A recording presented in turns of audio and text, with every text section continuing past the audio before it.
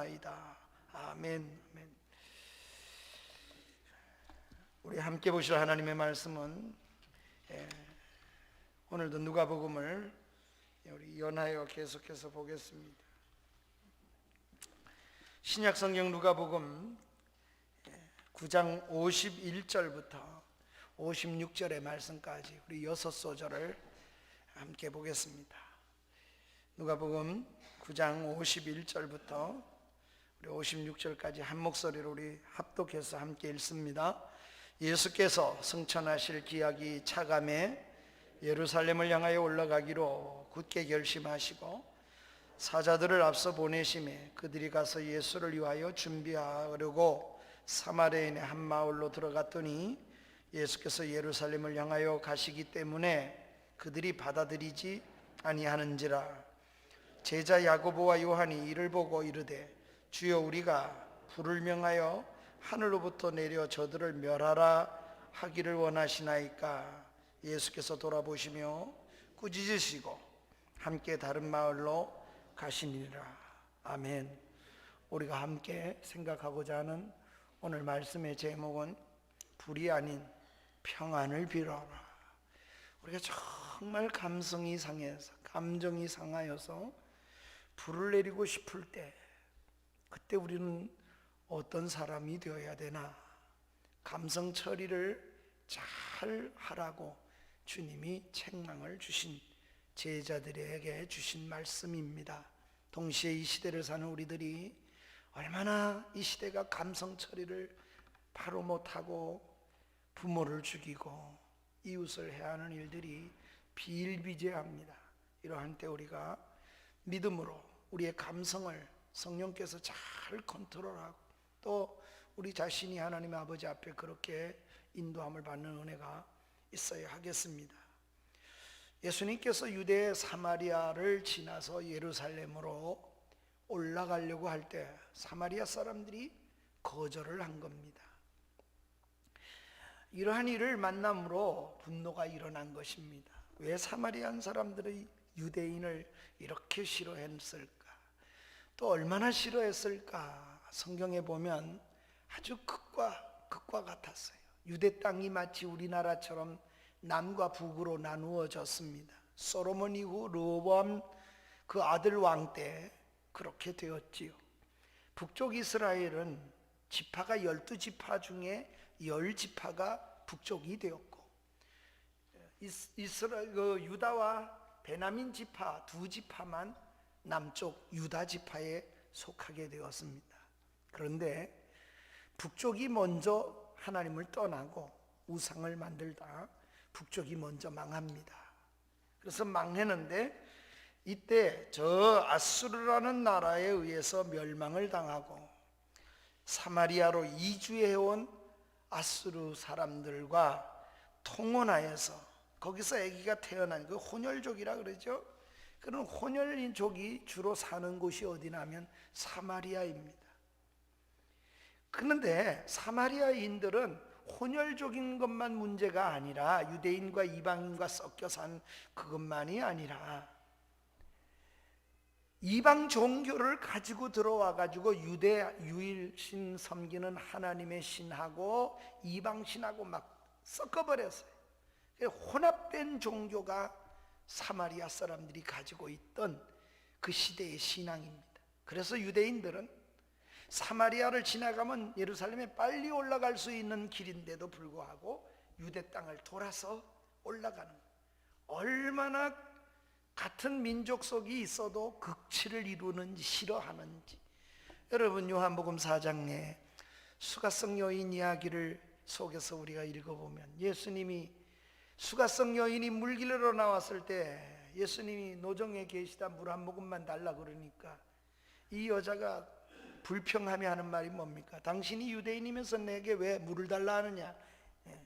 사마리아 사람에게는 물 달라 그래도 안 되는 것처럼 그만큼 갈라져 살았던 것이 사마리아와 유대인들의 관계입니다.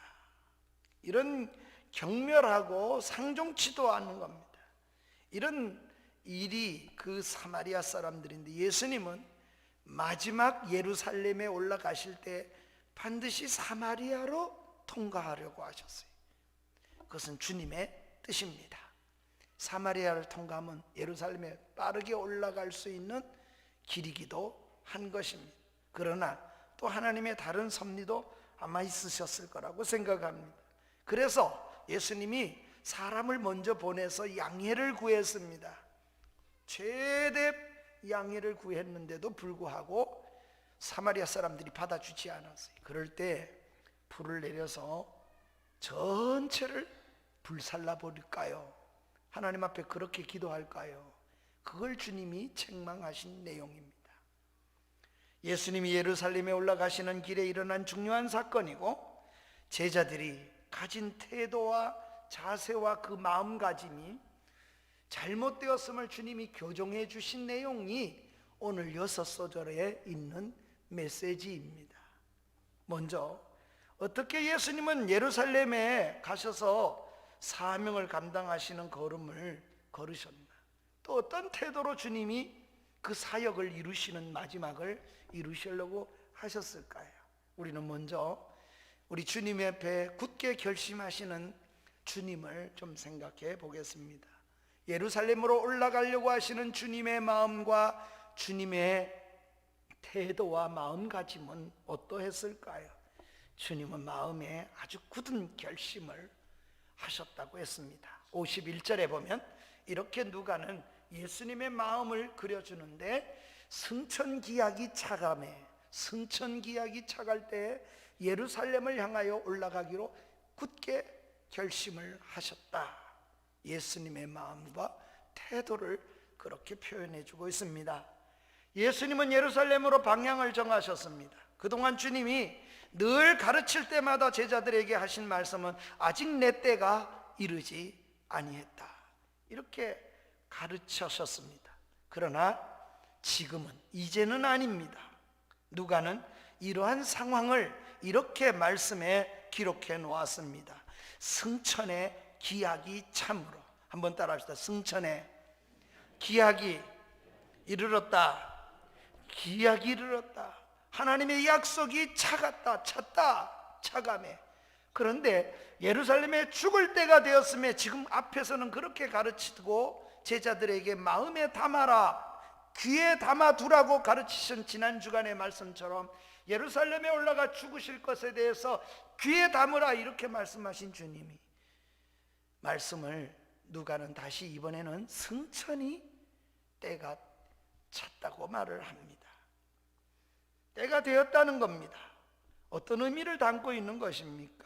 예수님은 승천하심을 기점으로 성령을 보내주시고, 성령이 오심으로써 제자들이 비로소 제자다운 제자가 되고, 교회가 사도행전 2장의 탄생이 되고, 땅끝까지 이르러 복음이 전파되는 놀라운 역사가 성령이 오신 후에, 바로 승천 이후에 일어나는 일이 되겠습니다.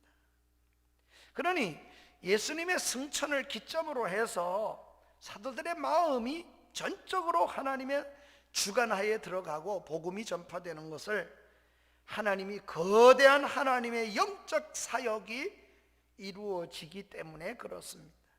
이처럼 누가는 그런 의미 속에서 승천이라고 한 예수님의 승천은 대단히 중요한 사건으로 여겼을 것입니다. 승천은 세상에서 언제 일어났습니까? 예수님께서 이 세상에서 십자가의 죽으심으로, 버림받고 죽으심으로 예수님이 고통과 고난을 다 받으시고, 그리고 난 후 주님이 또 부활하셔서 40일 이후에 승천이 있으니까, 승천의 때가 찼다는 말은 예수님이 오늘 가는 걸음하고 뭐가 그 안에 들어가 있어요? 십자가에 지금 올라가 죽으심도 들어있고 예수님의 부활도 이 안에 포함되어 있습니다. 승천의 때가 차왔다, 이런 말은 바로 이런 의미를 담고 있습니다. 누가는 이 모든 과정을 승천이라는 표현 속에다가 다 담아서 승천의 때가 기약이 차왔다 이렇게 표현을 한 것이라고 할 수 있습니다. 그러기에 우리 예수님께서 예루살렘으로 올라간다는 이 올라간다는 예루살렘이라는 것이 단순한 지리적인 그런 장소로만 설명하는 것이 아닙니다. 고난을 당하시고 십자가의 죽음을 감당할 사역을 의미심장하게 담아주는 말이 예루살렘으로 올라가시려 하는지라. 이렇게 예수님이 예루살렘에 올라가는 것은 아주 중요해요. 왜? 예수님이 이 세상에서 사역을 몇 년 하셨는가? 우리 모두가 그래요. 3년 동안 사역하시고 예수님이 십자가에 죽으셨어요. 우리가 어떻게 알 수 있느냐? 예수님이 예루살렘에 몇 번 올라갔느냐를 성경에서 찾아보면 예수님이 사역을 알 수 있습니다. 우리 주님이 예루살렘에 올라간 사건은 3번 있습니다. 그 3번째 마지막 지금 예수님이 예루살렘에 올라가시는 것을 오늘 본문이 기록하고 있는 겁니다. 마지막 올라가시는 예루살렘, 죽기 위해서 올라가시려는 예수님, 내가 한 말을 귀에 담으라, 마음에 두라 하셨던 그 주님, 그리고 변화산에서 엘리야와 모세와 함께 죽으심 별세에 대하여 말씀하셨던 주님이 예루살렘으로 지금 올라가시기는 겁니다.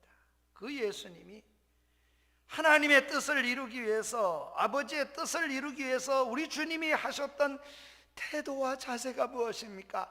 아버지의 뜻을 이루기 위해서 마음에 굳게 결심을 하셨다는 겁니다. 죄가 없는데도 죄인처럼 죽으실 것을 결심하신 것은 아버지가 원하시는 일이기 때문에 그렇습니다. 그래서 예수님은 굳은 결심을 하셨다고 했습니다. 왜냐하면 이번에 예루살렘에 올라가면 다시 예루살렘에 올라갈 일이 없는 죽으러 가시는 길이기 때문입니다. 올라가면 죽음을 감당해야 합니다. 여러분, 아버지 뜻을 이루기 위해서 주님이 가지셨던 태도와 자세, 하나님의 거룩한 뜻을 이루기 위해서 우리 주님이 늘 마음에, 특별히 그런 주님의 모습을 누가 가면 어떻게 기록하나, 예수님께서 마음에 굳게 정하셨다. 오늘 우리도 하나님 앞에 연약하지만 우리가 아버지 뜻을 행하기 위해서, 주님의 말씀을 따르기 위해서 우리 신자들이 가져야 할 자세와 태도가 뭡니까? 말씀을 들으면서 저대로 살아야 되겠다, 정말 그렇게 돼야 되겠다. 말씀을 읽고 들을 때마다 이 말씀이 정말 굳은 결심을 계속해야 돼요. 우리는 결심을 해도 약해서 잘 지켜내지를 못하는 것이 인간입니다. 그렇지만 굳은 결심이 필요합니다. 왜 그렇습니까? 흔들릴 때가 너무 많기 때문에, 이 세상은 사탄이가 존재하기 때문에 우리가 아무리 결심을 내고 마음에 그래도 충동하면 우리 마음속에 흔들리기 때문에 그렇습니다. 성령께서 주시는 감동을 우리가 가슴에 담고 그것을 실천하고 그것을 따라가기 위해서 날마다 다짐하며 살아가는 저와 여러분이 되기를 축원합니다. 올라오실 때마다, 말씀을 들을 때마다 아멘, 아멘, 그렇게 살아야지, 그렇게 살게 해주세요, 내 결심합니다, 이렇게 해도 못 지킨다 그 말입니다. 그러니 얼마나 우리가 그런 마음의 자세를 달마다 다짐을 해야겠어요. 예수님이 이렇게 선한 의도와 선한 계획이잖아요. 죄인을 위해 죽어주시고 구원하시기 위한 선한 의도를 가졌잖아요. 그런데도 불구하고 사마리아 반대가 있었습니다. 사랑하는 여러분, 우리가 가는 길이 악해서만이 방해가 있는 게 아니에요. 우리가 선한 의도를 가져도 믿음으로 우리가 발걸음을 떼도 여전히 이 세상에는 방해하는 것이 존재할 수 있어요. 그렇기 때문에 우리는 마음을 더 굳게 해야 합니다. 그것이 예수님 이 말씀 속에는 어떤 일이 벌어진 것입니까? 사마리아 사람들이 예수님이 올라가셔서 미리 사람을 보내서 청원을 해서 지나갈 수 있게 해달라고 양해를 구했는데도 거절하는 사람들이 나타난 것입니다. 누구에게? 예수님에게. 사람들이 받아들이지 않는 사람들이 있었습니다. 52절과 53절의 말씀이 바로 이런 예수님의 모습을 그려놓았고, 사마리아 예수님이 처한 형편을 그려놓았습니다. 사자를 앞서 보내서 이러이러하게 하겠다고 미리 알려서 양해를 구했는데도 불구하고 거절입니다. 받아들이지 않습니다. 여러분, 사마리아 마을 앞에 사람들을 보냈습니다. 그러나 받아들이지 않습니다. 이유는 예루살렘으로 가기 때문입니다. 평소 사이가 좋지 않던 사람, 갈릴리 사람들이 지나가겠다는 거, 못하겠다는 거, 예루살렘에 가는 사람들이기 때문에 불편한 마음을 그대로 드러내서, 나는 선한 의도로 하는데 저 사람은 감성으로 내게 그렇게 화를 내고 선한 뜻으로 그렇게 하는데도 계속 나에게 무례하게 그렇게 할 때, 여러분, 우리 감성이 상하잖아요. 그리고 어떻게 얼마나 마음이 상합니까? 이런 때 제자들의 태도가 어떠했는가? 그런 것이 거절당했을 때에, 선한 일을 이루려고 했을 때에도 거절당했을 때, 상대방이 분노하며 내게 화를 낼 때 우리는 어떻게 살아야 되는가? 주님이 가르쳐 주신 것입니다. 그 주님의 가르침이 무엇입니까? 제자들의 태도요, 자세. 주님이 그런 태도와 자세를 가지고 올라가시던, 결심하셨던 그 주님의 결심 그대로 제자들도 살아낼 것을, 태도와 자세를 지금 오늘 언급을 하신 겁니다. 그게 뭡니까? 불을 내리라고 하는 제자들입니다. 감정으로 받았습니다. 그래서 제자들은 어떻게 합니까? 분이 그냥 찼어요. 불을, 이런 말입니다. 확 날벼락 맞아 죽어버려라, 이런 생각이 드는 거예요. 너무 화가 나니까. 저 어릴 때에도 어른들이 그래, 저런 날벼락 맞아 죽을 놈 같으니라고. 벼락을 맞아 죽으면 어떡해요? 벼락 때리는 걸 여러분 보신 적 있습니까? 저는 딱 한 번 봤습니다. 벼락 때리는 걸 논산훈련소에 훈련을 마치고, 그리고 더블백을 메고 비가 그냥 이 여름에 7월인가요? 쏟아지는데, 제가 제2 교육을 행정학교인 성남으로 가서 제가 903 영문타자병이거든요.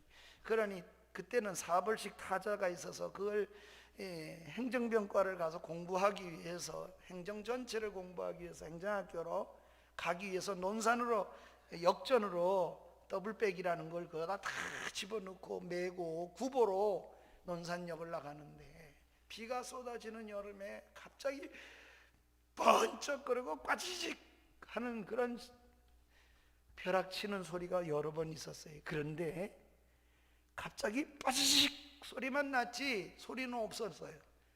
보니까 제가 그 사이에 빠지직 하는데 귀에 찢어지는 소리가 나는데, 같이 뛰어가던 우리 논산 훈련소 훈련병들이 나가면서 전부 땅바닥에 엎드려, 나도 모르게 그냥 엎드렸어요. 그런데 이렇게 고개를 들어보는데 하늘에서 불이 내려오더라고요. 불이 확 내려왔다 확 올라가는 거예요. 그게 벼락을 때리는 거더라고. 나는 처음 봐서 번쩍하는, 동해 번쩍 이런 번개만 봤지, 불이 내려오는 거는 벼락 때린다는 게 그런 거예요.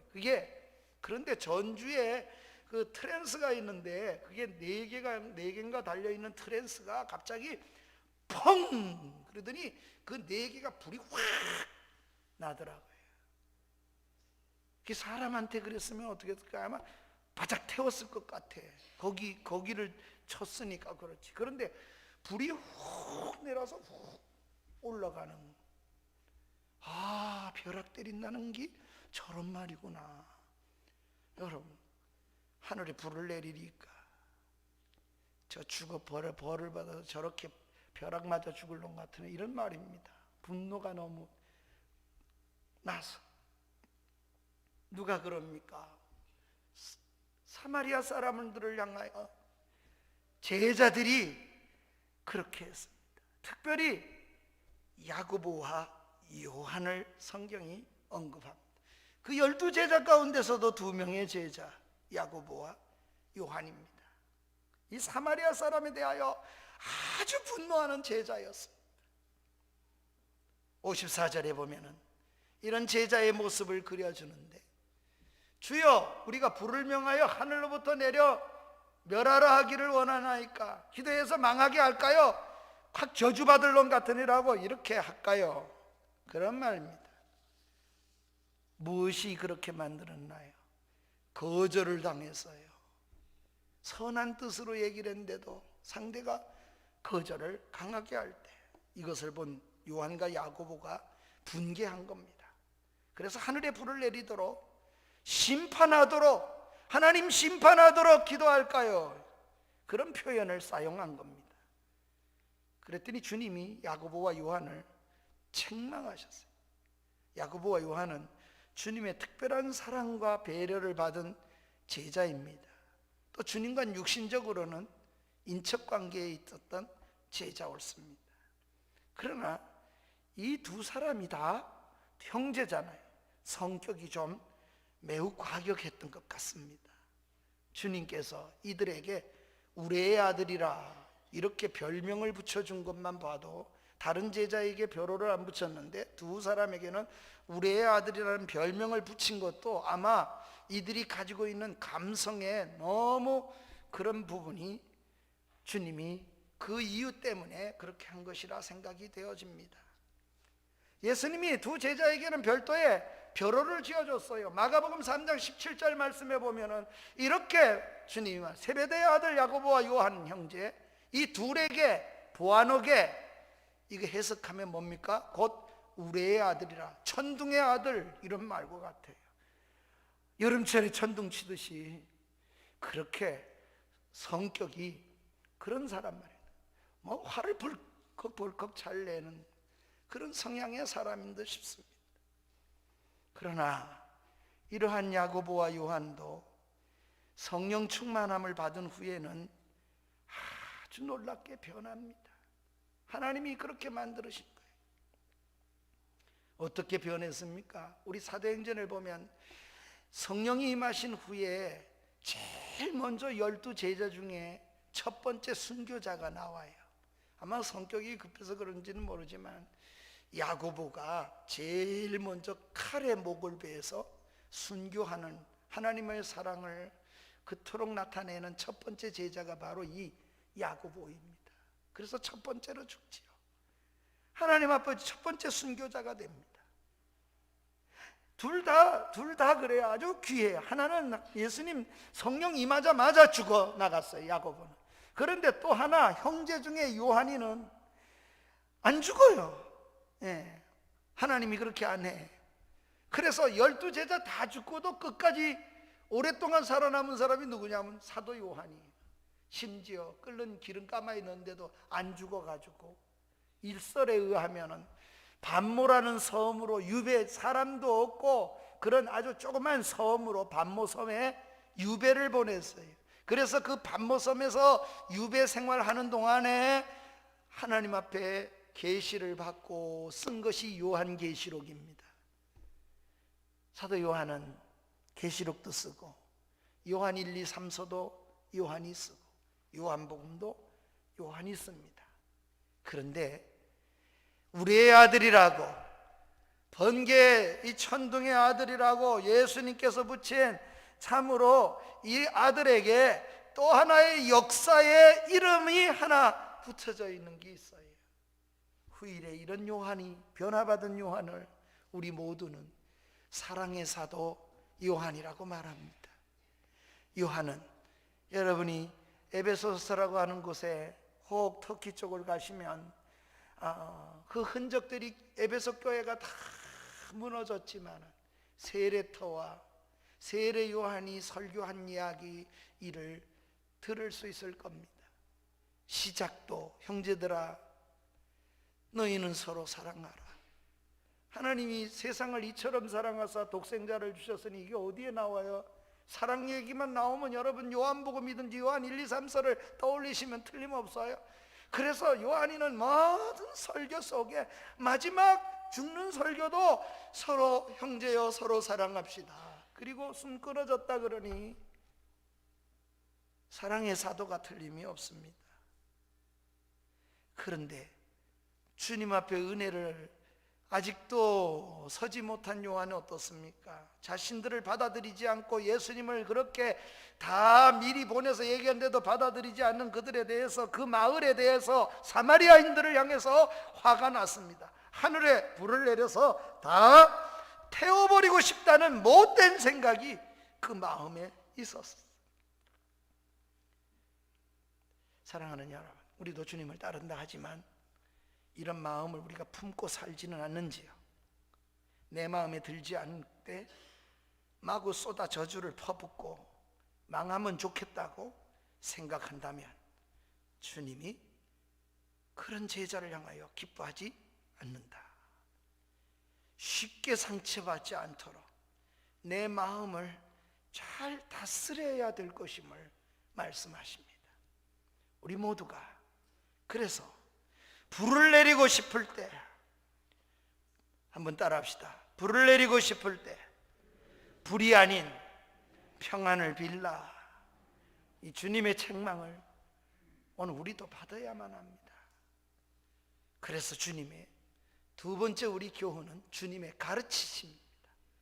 예수님은 어떻게 가르쳤는가? 그러한 태도와 그러한 자세와 그러한 형편에 있을 때 평안을 빌어라. 불 내릴까요? 불이 내려서 다 죽도록 만들까요? 그럴 때 불이 아닌 평안을 빌라는 것이 주님의 가르침입니다. 주님께서는 이 두 제자를 꾸짖으셨습니다. 지금 주님이 예루살렘으로 올라가시는 이유가 무엇입니까? 왜 가신다고 이렇게 굳은 결심을 하신 것입니까? 죄인을 구원하기 위한 것이지 죄인을 심판하기 위해서가 아니십니다. 예수님이 죄인을 구원하기 위하여 아버지 뜻을 이루기 위해 죽으러 가시는 것인데 예수님이 저주하기 위하여 그들에게 가는 것이 올라가는 게 아니었습니다. 죄인을 살리기 위함입니다.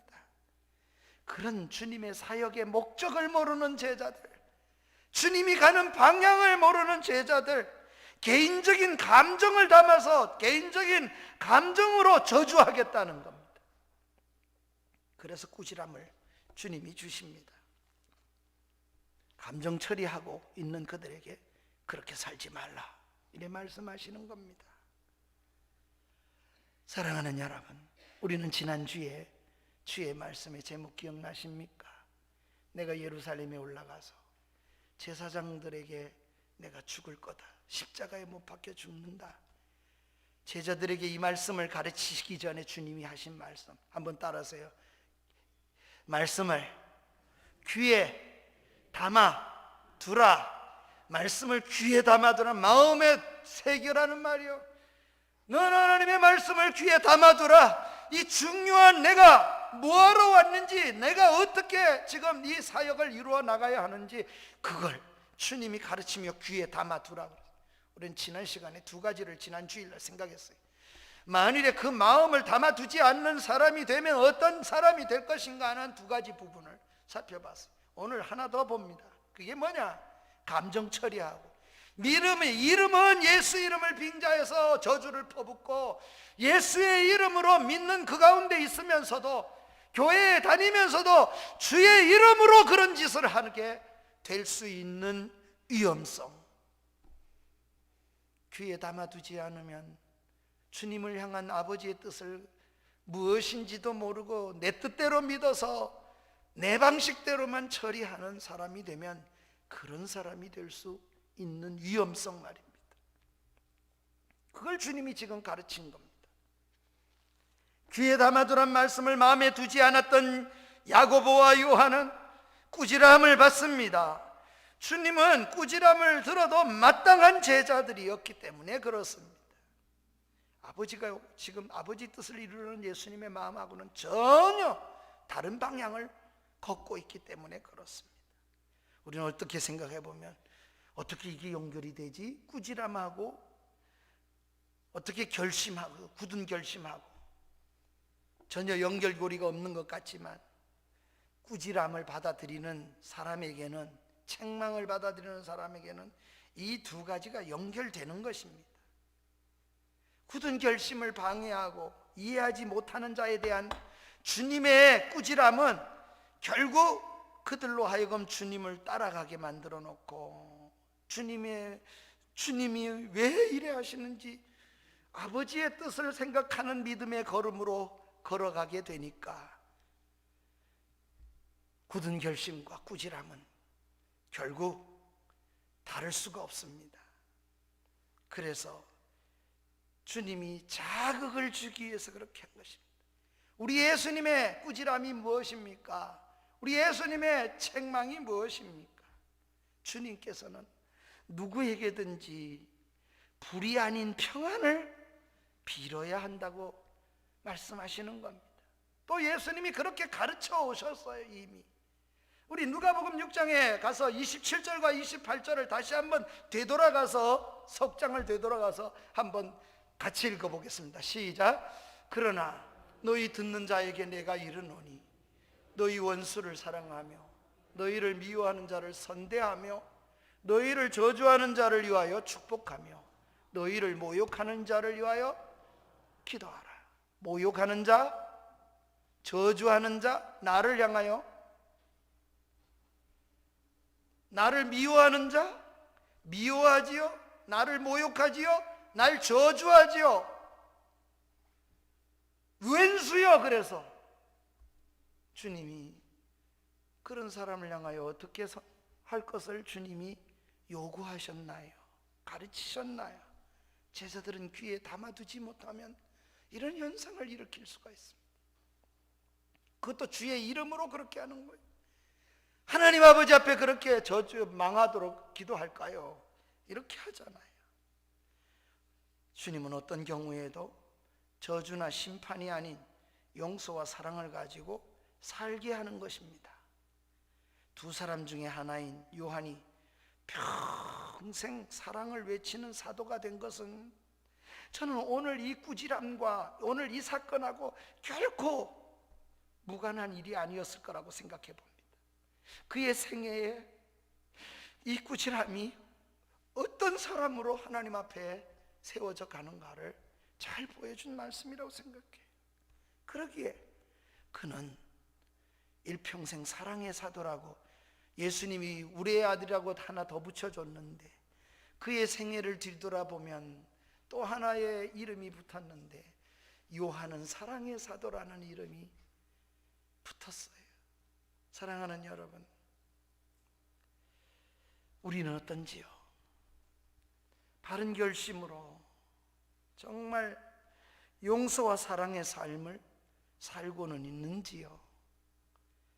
평화보다 팽팽한 긴장감만 가지고 늘 경쟁하고 내 자존심만 세우는데 급급하게 그렇게 주님을 이용하고 믿는다면서 주님을 사용해서 제자처럼, 야고보처럼, 요한처럼 주의 이름으로 오히려 그렇게 주님의 뜻과는 상관도 없으면서도 주의 이름을 사용하는 이런 제자처럼 우리가 그렇게 살아가고 있지는 않는지요?